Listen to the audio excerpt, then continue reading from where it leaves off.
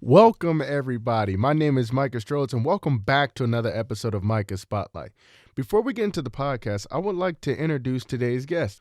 Joining me today is Mr. Al Riddick. He is the founder and president of Game Time Budgeting, an award-winning financial fitness company that assists others in developing behaviors to improve their short and long-term financial outcomes. As a highly sought-after speaker, Mr. Al delivers passionate, inspiring presentations that educate audiences about saving more, spending wisely, and maximizing their financial potential. His message has been shared at GE, Kroger, Procter & Gamble, Toyota, UPS, various universities, and many other organizations. Mr. Al has also been featured on NerdWallet.com, in Black Enterprise and Money magazines, on radio in ABC, CBS, and NBC-affiliated television stations. His book, The Uncommon Millionaire, Financial Success Begins with the Behavior, was published in 2016. Mr. Now and I discussed good financial habits we should start early. But before we begin, hit the subscribe and like button. Let's get into the podcast. I hope you guys enjoy. Welcome, everybody, to another episode of Micah Spotlight. I am pleased to have the founder and president of Game Time Budgeting, also the author of 2016's The Common Millionaire, Financial Success Begins with Behavior. Mr. Al, thank you for being on the podcast. Appreciate it. Micah, it's good to be with you today, sir. I want to hop right into it. Give me the story behind the creation of Game Time Budgeting. Okay, I'll try and make it short and sweet for you, sir. But of course, I used to work in corporate America. And the funny part about that story is that, I had a nice sales job. I was winning a lot of sales awards, which came with stock options, driving a company car, 6-figure salary. But what the funny part was, my man? I was not happy. Now, when I was growing up, keep in mind, I grew up in a very small town, about 600 people, total population. If someone had told me that when I became an adult, those were the that would be the financial aspects of my life, I would have been like, man, I'm down for that 100%, Mm-hmm. But I basically just reached a point in my life where I had to go on what I call my journey to self-discovery. And I had to answer two questions for myself. Who is Al Riddick and why am I on earth? So now those are two simple questions, but it took me a long time to answer those questions.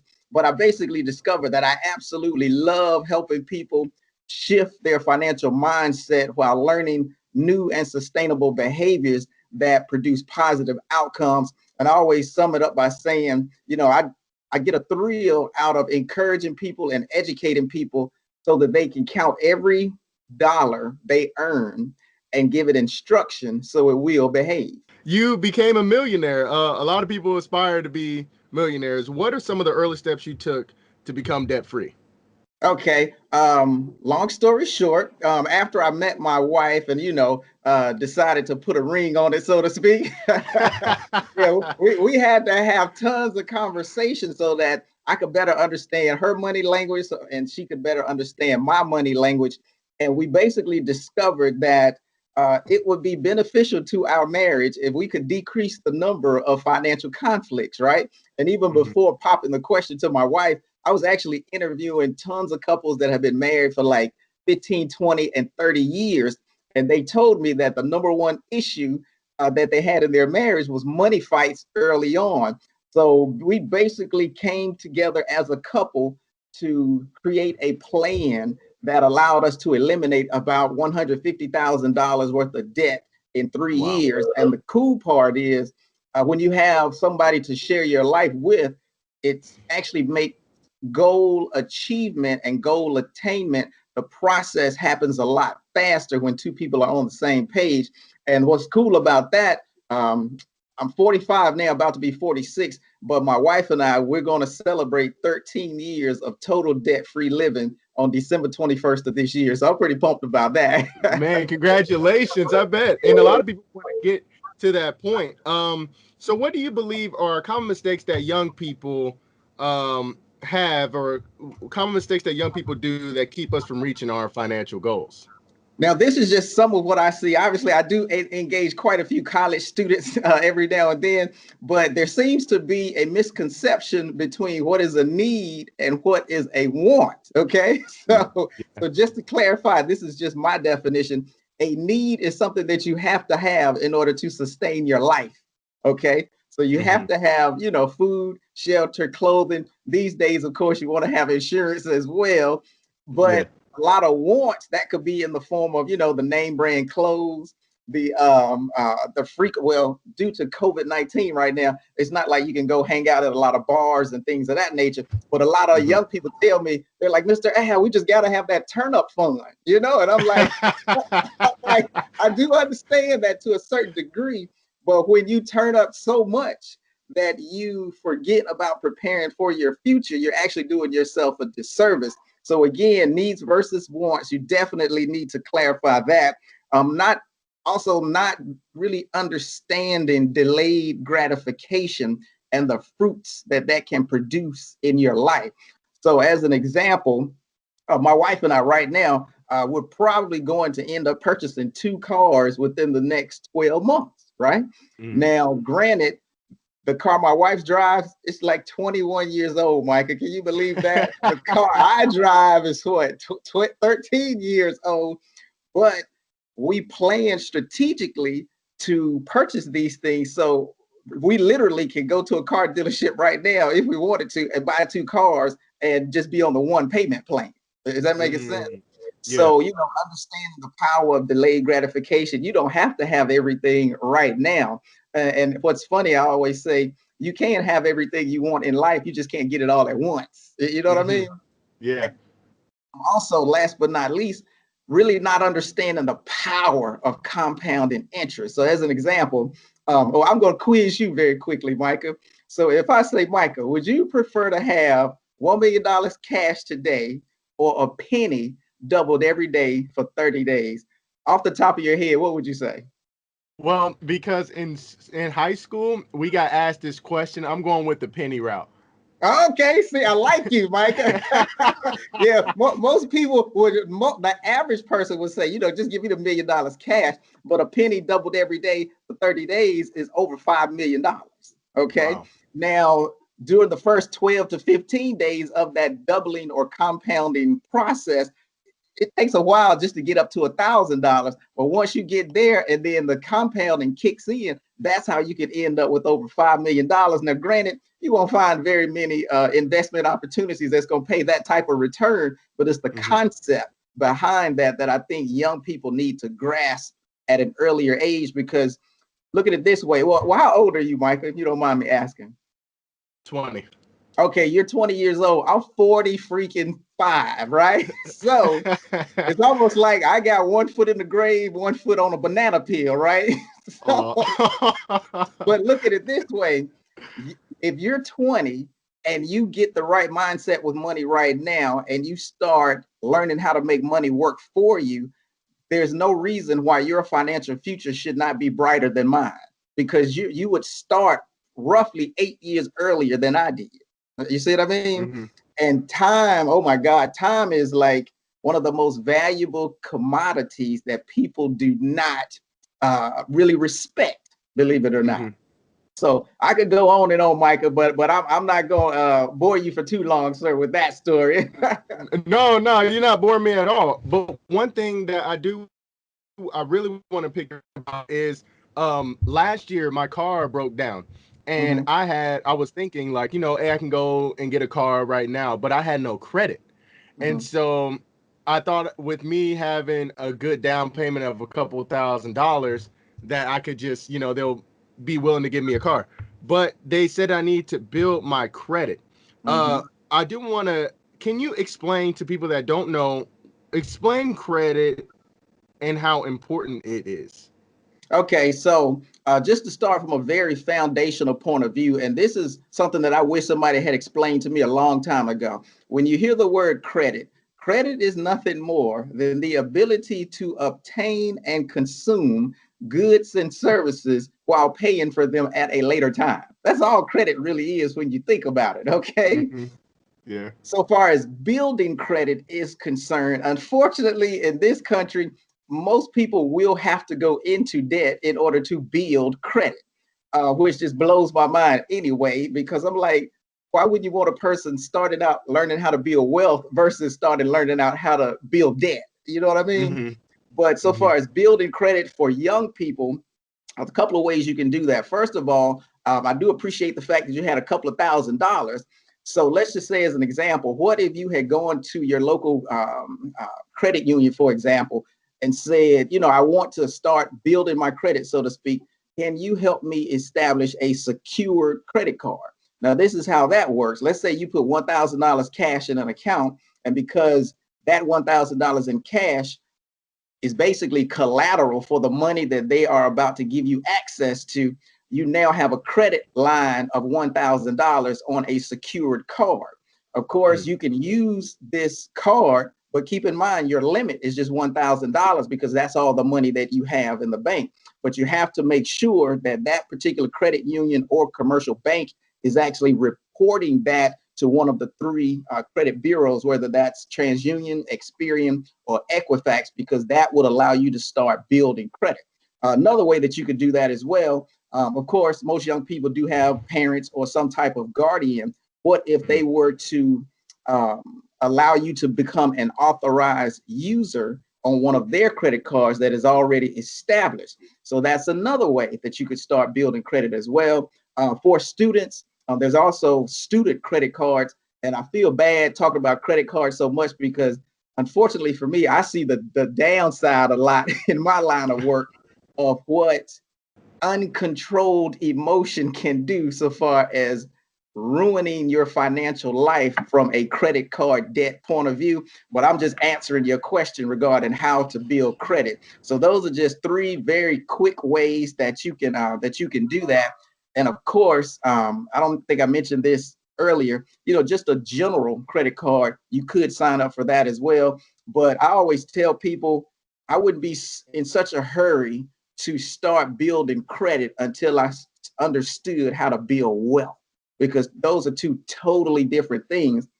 And when you think about it, so what if your FICO score was 850, but you were broke? Who wants a perfect credit score, but you have no money? That makes absolutely no sense at all. So those are some ways that you could potentially build credit. I see what you're saying, and that kind of answers this question. I was going to ask, like, why do you believe in the phrase of you don't believe in the phrase of good credit? Why is that? Well, actually, I don't believe in that phrase, and let me tell you why. The word good typically implies that something is beneficial for you or advantageous to you, okay? The word credit, in my mind, is synonymous with the word debt, because typically when you are taking out credit, let's just say, as an example, you wanted to purchase that car and you couldn't pay for it in full, so you wanted somebody to finance the portion you could not pay for. That, of course, is a type of credit. So this phrase, good credit, to me, it means absolutely nothing, because there's always an interest rate attached to the money that we borrow. In my head, how is that ever good for me? Now, if a high credit score meant that I could borrow money at zero interest, then I would use that phrase good credit, because it's not costing me anything. Is that making sense? Yeah, it does. Yeah, but at the end of the day, I do use the phrase high credit score and low credit score, but I don't use the phrase good credit, because to me, it just does not make sense. No, I understand now that you're saying it like that. I've heard a lot about having the proper mindset as it relates to money. What are your thoughts on this topic?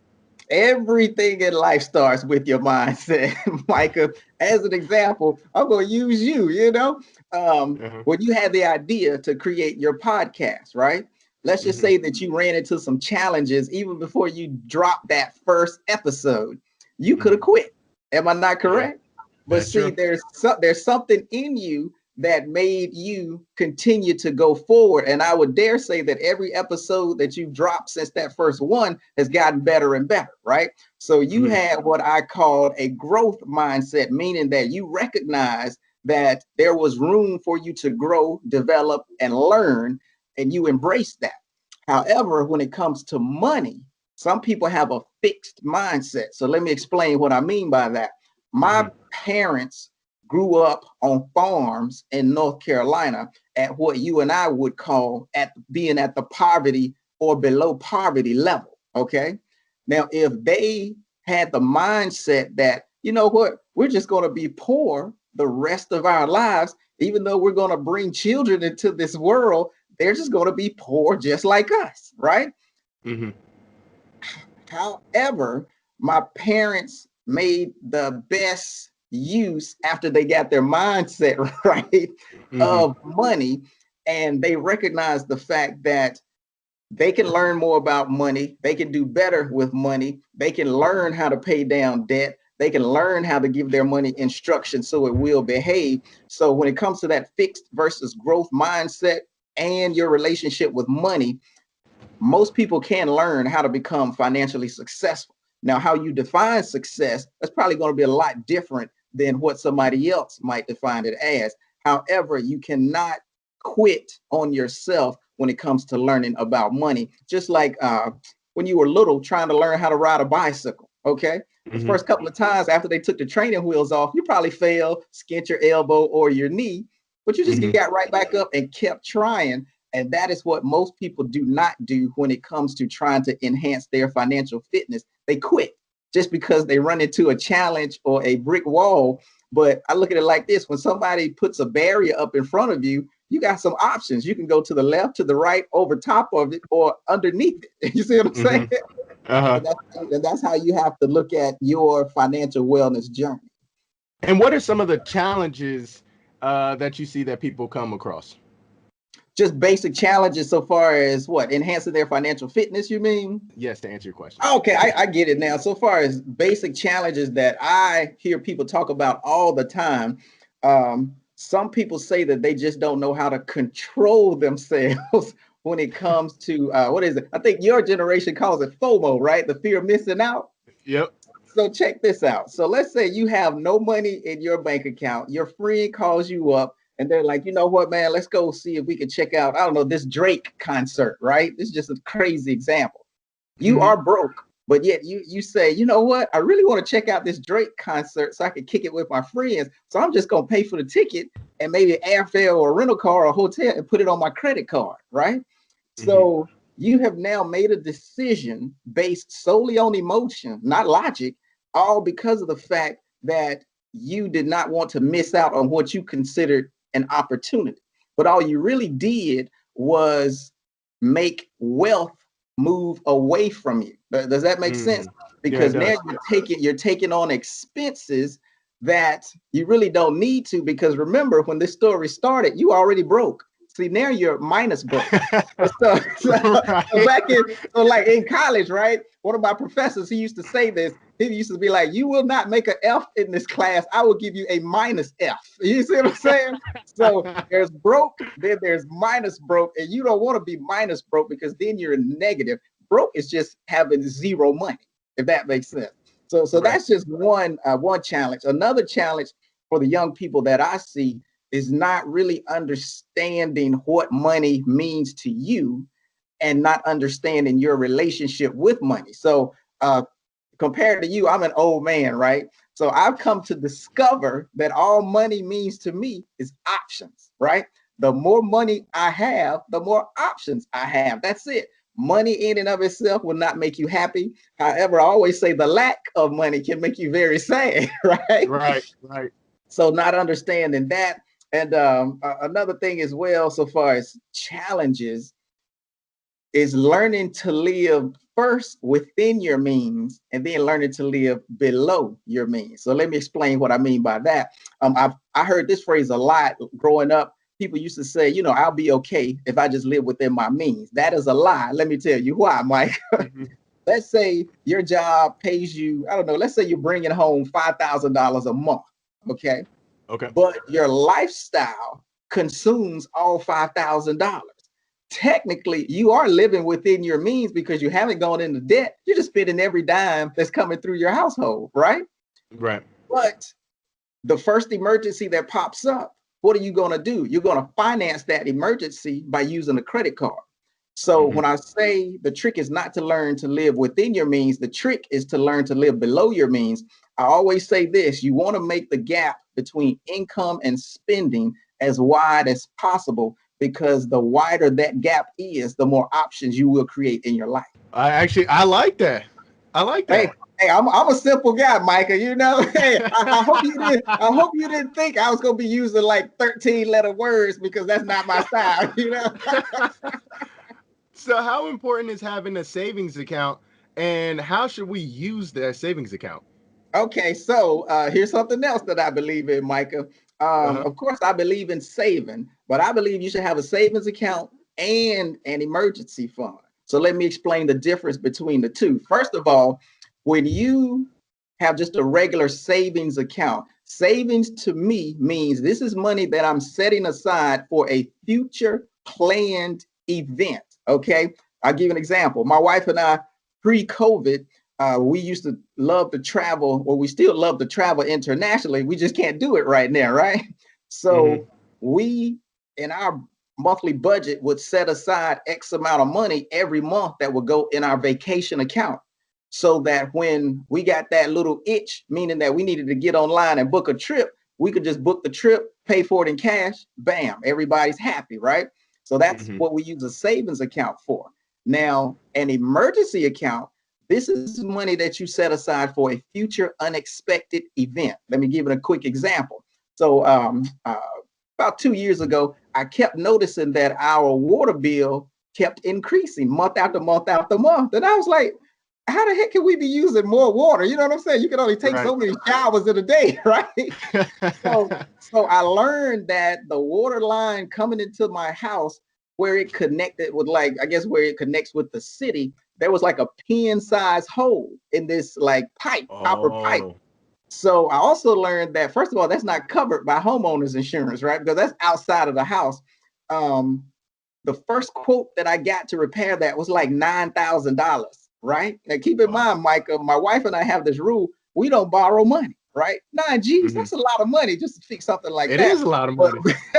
but luckily, I actually found a company that did it for about $4,000. So we pulled that money from our emergency fund because that was a true unexpected event. And the same thing has occurred so far as replacing like the air conditioning unit, the hot water heater, and things of that nature. We just pull that money from our emergency account, but we don't just pull that money out, spend it, and forget about the emergency fund. We replace that money as well. And Hmm. that, to me, is how I describe the difference between having a savings account and an emergency fund. And if you were to ask me which one is more important of the two, it's the emergency fund. Because you never know what's going to happen. Exactly. I heard you talk about a budget. Can you explain what a budget is first? Okay, a budget, and some people don't like the B word, so spending plan sounds a little bit more sexy, right? So we'll just call it a Okay. spending plan.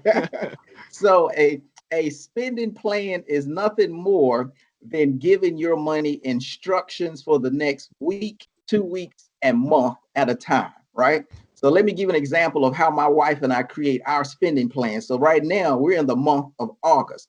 The last week of July, we sit down together in front of the computer and we spend every dollar of income that's coming into this house. We spend it on paper. Technically, it's electronically. So I'll say we spend it electronically first, so that when the money actually comes into the household, we have already given every dollar instructions. So we say we want X money, X amount to go maybe to the emergency fund, X amount to go to the vacation fund, X amount we want to give away, X amount we're going to spend on grocery.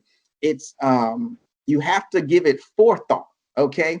A lot of people say, I budget all the time, but what they really mean is that all they do is keep track of their bank account balance when they pull up their bank's app on their smartphone. That's not budgeting, right? Right. All Because you're I would have doing, thought that was budgeting too. I yeah, would have that said that that's my definition of budgeting. yeah, that is so not budgeted. You have no idea. But again, we create the plan before the money hits our bank account, and then we actually track our expenses every week to make sure that our spending is not exceeding our budgeted or allotted amount of money for a particular expense category. Is that making sense? Yeah, it's making sense. Yeah, and that's how we do it. And I think I'm gonna say it does work, Micah, because we've been living like this for 17 years. And as they say, and as they say, if it's not broken, don't fix it. And that is Right. just the system that we've created in our household. And I don't think it's by accident that we were able to become debt free and even, achieve the millionaire status and things of that nature. it's all because we were given money instructions. And I Mhm. don't want your the audience to think that, things are just going to magically happen overnight. No, this is I'm gonna call this is a grind. You know what I mean? Mhm. I wish I could snap my fingers and have $20 million tomorrow, but guess what? It's probably not gonna happen that way, right? Uh-huh. However, if you give me $1 and I know how to live on 80 cents, I'm gonna try and take that 20 cents and start making it make money off itself. Does that make sense? Okay, yep. And I was gonna say, because some people would say maybe it's your job to get you that money, the certain job, or you got to have this status to, be up in, wealthy. And do you believe in the phrase, it's not how much money you make, it's about how you save it? Okay, I'm gonna say if I have to choose yes or no, I'm gonna say no, but let me explain why. Oh, okay. I do believe it's not about how much money you make, but I'm gonna say it's really about how you save and invest. Okay, because look at it this way, Micah. Let's say you're making $100,000 a year, and you're just saving, I don't know, 5% of that, right? More than likely that will not allow you to retire with any form of financial dignity because your savings rate is too low, right? So I'm all about saving, but I wouldn't just save money in like a bank account because obviously the amount of interest you're going to earn is extremely low. I do believe, of course, in investing or putting your money at risk because you have an opportunity to get your money pregnant. So let me understand, let me explain what I mean by that. I know you're like, what is this guy talking about, right? So, Micah, this is what I mean. When I say get your money pregnant, right?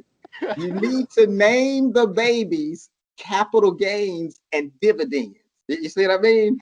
So when I say try to make that money grow, that is a form of what I'm talking about. Let's just say, like my wife and I, if we put money in a particular like ETF or exchange traded fund, right? Hmm. Hopefully it grows in value. So we would be accumulating a capital gain, right?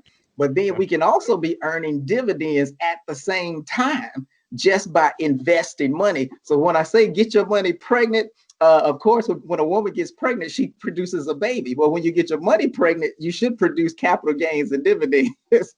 Yeah. Now, I heard you say, oh, I'm sorry.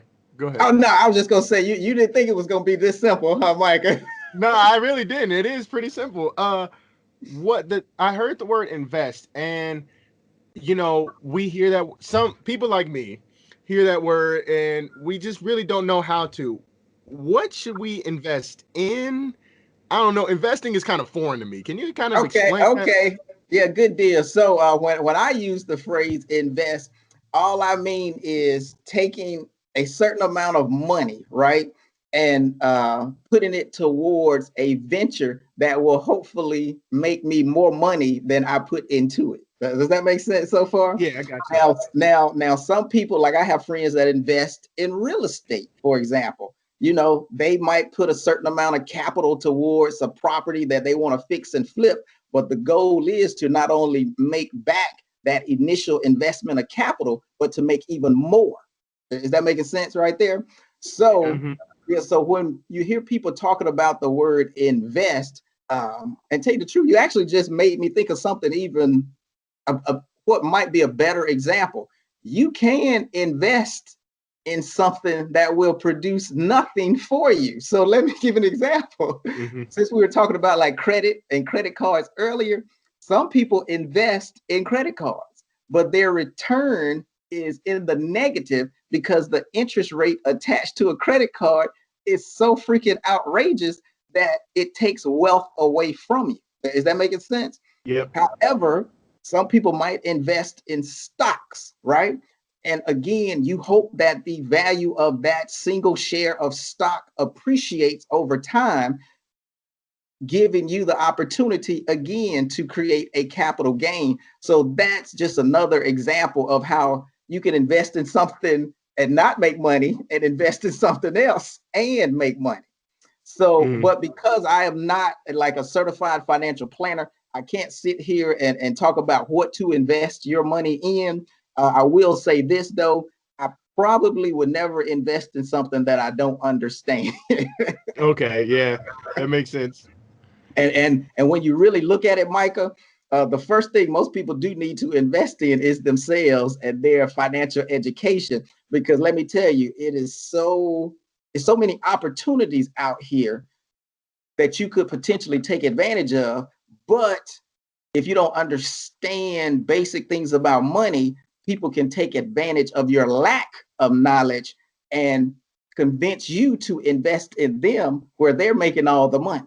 Does that make sense? And Hmm. that's the type of situation you want to stay away from. But if you don't have a certain level of financial understanding or aren't willing to invest in your financial education, and I don't mean like you don't even have to go to a college and sign up for a course. You can just get on freaking internet and start learning about money. And there's Right. thousands and thousands of books out of here, but you can't be lazy. You have to have a desire to learn about this stuff.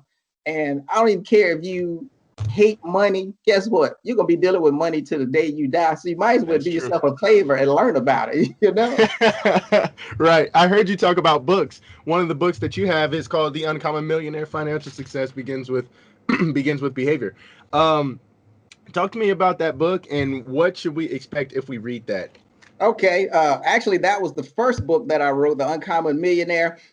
This is what's funny about the origin of that book. Of course, I've done quite a few speaking engagements throughout my life, and I noticed people would always come up to me and say, "Al, where can I buy your book?" At the time, I hadn't even written a book, right? So I Right. was like, maybe there is something unique about my story. So, The Uncommon Millionaire basically tells the story of how I grew up financially ignorant. Okay, and when I use the term ignorant, I don't mean I was not a stupid person. I just lacked knowledge in a particular area. Does that make sense? Yeah. So I talk about a lot of the mistakes that I made. I talk about the mindset that I used to have as a young person. All I was interested in was the fancy gym shoes and the name brand jeans and shirts and things of that nature, not Hmm. recognizing at that age that I was investing in liabilities. You know what I mean? Mm. That stuff couldn't make me money. Then I talk about how, of course, I met my wife and then what we had to go through so far as a couple to learn how to understand each other's financial language. And then, of course, I offer some very basic tips as well regarding what people can do to enhance their relationship with money so that money can start producing the results that they desire. So again, I summed all of that up in the Uncommon Millionaire. And if you don't mind me saying, which is available on Amazon and a lot of other outlets out there. But people, Mhm. so the feedback that I always hear, people always tell me that when they read my book, they feel as though we're just sitting down on the couch having a conversation, which is what I was going for. Because you can read a lot of these personal finance books, and people just try to be too savvy and too clever. I think you probably can tell over the last however many minutes we've been talking, I'm probably one of the most basic and average people you ever meet in your Yeah. life. Yeah. And one thing about that book, my nephew, he actually read it when he was about 15 years old, and he read it from cover to cover. And this is a guy that hates to read. You see what I mean? So I was like, well, maybe I'm on to something there. So that was the first book that I wrote. I didn't know if you wanted me to talk about the other books as well or what. No, please go ahead. Okay. Yeah, another book that I just released about 2 months ago. It's actually a workbook, and that title is The Uncommon Millionaire's Guide to Financial Fitness. The subtitle is 14 Money Lessons Everyone Should Know. So in this particular workbook, it's kind of like a do-it-yourself, self-paced learning tool. I wrote it as Mhm. though I was standing in front of an audience teaching all of these financial concepts, practices, and principles like I do all the time. So it will help you get better structure and order to your day-to-day finances while also dispelling a lot of the financial myths that a lot of people have bought into that unfortunately have forced them into a situation where their money is not being respected to the degree that it should be. And I even created some software that accompanies the workbook as well, and it's pretty cool. And just so you know, of course, my business is game time budgeting. So a lot of the concepts that I teach in that workbook, they have a sports theme to them. And some of the worksheets, the electronic worksheets has titles like draft night, bench warmer, trick plays, and things of that nature. But all Mhm. of the software is designed to pretty much heighten your level of awareness regarding what your financial truth really is and identifying opportunity areas to make your financial future better. And last but not least, another workbook that I wrote is titled Money Smart Teens, 48 Interactive Lessons for Understanding, Saving, and Spending Money. And that workbook I wrote from the viewpoint of, what do I wish somebody had taught me about money when I was a teenager? So I put it all in a workbook for youth, and that also is available on Amazon as well. I'll be sure to link those down in the description once the podcast is posted. What would you say to the aspiring entrepreneurs who want to invest in their business but still have regular life expenses? How would you manage your money? What would you recommend? How would they manage their money to be able to achieve their goals? Okay, cool. Now that the answer to that question might take 30 minutes, Micah, but I'm gonna try and sum it up, right? So it was interesting the way you phrased it. You know, you want to invest in your business, but you also still have regular like day-to-day expenses, right? Mm-hmm. So again, most businesses do need startup capital. Okay. So either you can try and convince friends and family to invest in you. Now, keep in mind, if you do that, you might have to give up some equity in your business, right? Because if they give you money, they might want something in return. Mm-hmm. Or if you have this desire in the back of your mind and you're very good at saving money, you could potentially try to finance the startup of your business yourself. Now, keep in mind, I have no idea regarding what type of business somebody might want to start. Something in the tech world is probably going to take a lot of money. So, of course, you might have to find some venture capitalists or angel investors or something like that. If you want to do some type of consulting, that's probably one of the lowest cost businesses that you can start because people are pretty much paying you for your intellectual equity, so to speak. But your business, you want to get it to a point where the revenue, the profit from the business is financing your day-to-day lifestyle. Is that making sense? Because if you start the business, and keep in mind, most businesses don't turn a profit on day one, right? Because it's just unlikely. Not to say that it can't happen, but it's just unlikely. But you want to, of course, have the right marketing strategy and be able to present the value that you offer to such a degree that you can start growing the profitability of your business as time goes on, which should hopefully fund your lifestyle. Now, it's two ways to look at that. Very young people, they might have like that 9-to-5 corporate job, right? I'm not saying quit that job and don't devote all your time to your entrepreneurial endeavors. However, if that's what you want to do, you can test it out. But that job can also be seed money to fund that business. Is that making sense? And I'm not trying to tell people that they are going to fail or anything like that. I'm just trying to help young people better position themselves so that they can take on all that entrepreneurship entails, but not destroy their ability to accumulate wealth at the same time. Is that making sense? Yeah. So that's how I would try to clearly and concisely answer that question. But again, it's all about identifying that need in the market, coming up with the marketing strategy to hopefully draw customers to your business, and then pricing your goods and services at a point where you do generate profit. Because at the end of the day, you can make $1 million in revenue, but if your expenses are 1.1 million, your business is at a negative $100,000. You know what I mean? Yeah. I do want to ask about this. We're starting to get to that age now where at least I'm thinking, or one thing that I'm, kind of struggling with is having a joint bank account with someone. I got asked this question. I got asked this question the other day from one of my coworkers who is, she knew you were going to be on the podcast. And so she wanted to know, my friend Miranda, what is your stance on joint bank accounts when it comes? Yeah. What's your stance on joint bank accounts?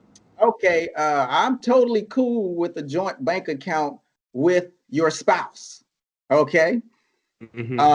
Because you would hope that you've invested enough time, energy, and effort making sure that this person is not crazy, right? Right. So keep in mind, like, let's say, you might be hooked up with somebody, and if you guys have, let's say, 20, 30, 40, $50,000 for some reason in a joint bank account, and then they flip the script on you and go withdraw, 90% of that money and leave you, you're screwed. You see what I mean? Yeah. So, Yeah. so trust is a big factor. I don't know if your friend Miranda meant, what if I have a joint account with like my boo, so to speak, right? Uh-huh. Yeah. I probably, this is me. I probably wouldn't do it unless that was money that we were setting aside to pay for a wedding. Is that making sense? Gotcha. Because it's so many things that could potentially go wrong. And some people might look at me and say, well, he's just old fashioned. That's not the way it is in real life. But I can only answer that question based on the experiences that I've been through in my life and some of the tragedies that I've heard from other people who did have a joint bank account with someone that wiped them out. You see what I mean? So Mm. if the purpose of that account is to fund some experience that you're going to do as a couple, like a wedding or vacations or something like that, it might be cool. However, I just wouldn't attach my name to someone else unless I knew that we were in it for the long haul. If that makes sense. No, that does make sense. When did you and your wife decide to have a joint bank Actually, account? it was after we got married. That's when we combined all of the accounts.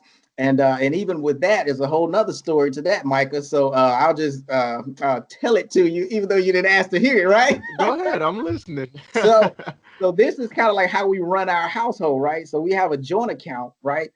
From which, Mm. all of the basic bills are paid and investments come out of this joint account. But on the second of every month, we have an automatic transfer to our individual account. So this is like our fund money. And we tend to say that we pay ourselves an allowance, right? So the agreement is neither spouse can say one word about how the other spouse spends their fund money because it is just that fund money, right? Uh-huh. So that allows us to have some form of autonomy. Like when I decide to buy my wife a gift, if I pull the money from the joint account, she would know how much it costs, and that spoils the surprise, right? So, Mm-hmm. that money will come out of my personal account for things of that nature. And we even, of course, we have the emergency fund, we have the vacation account and things of that nature.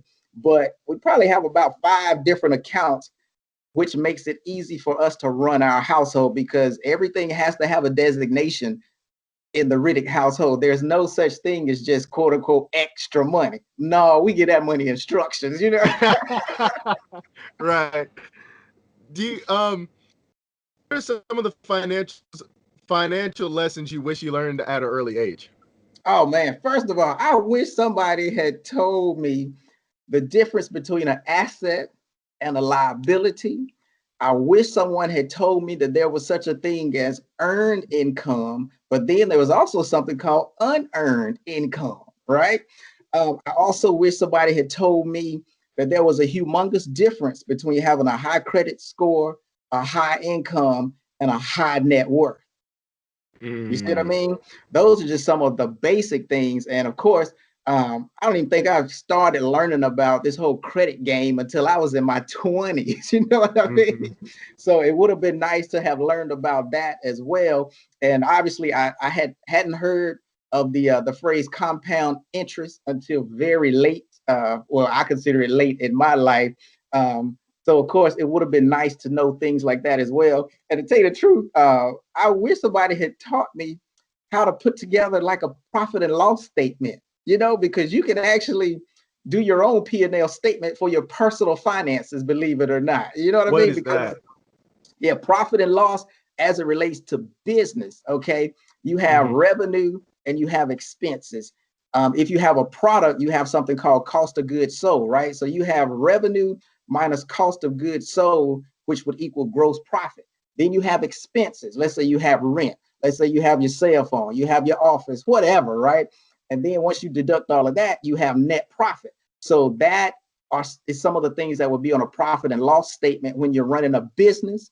But you can look at your personal household the same way. You have net income, then you have expenses, and the difference between the two would either be a budget deficit, meaning you're minus broke, or it would be a budget surplus, meaning that you have more money left over at the end of the month, or your expenses are far lower than your income. Does that make sense?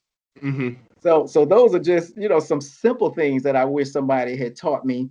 And I'll just leave it at that because heck, I probably just mentioned 10 or 12 things already, right? Nah, you're good. You're fine. Lastly, because we're coming up on the 45-minute mark, if you could leave one thought for my audience, what would it be? This is the one thought, and I want everybody to listen closely to this. Count your money, then give every dollar you earn instruction so it will behave. If you don't remember anything else that I have said, remember that. Mr. Al, I really, really appreciate you being on the podcast. Thank you so much for just dropping some knowledge on the spotlight. I really appreciate it. Hey, my pleasure, my man. And I will link everything down in the description of how to contact you and your website and everything that goes on with Game Time Budgeting. Thank you so much. I really appreciate it. Thank you. Hey, thank you guys so much for listening to the podcast. I really appreciate it. Everything that me and Mr. Al discussed today will be in the description.